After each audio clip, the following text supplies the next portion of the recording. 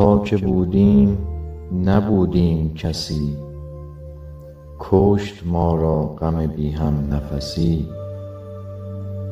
تا که رفتیم همه یار شدند، خفته ایم و همه بیدار شدند.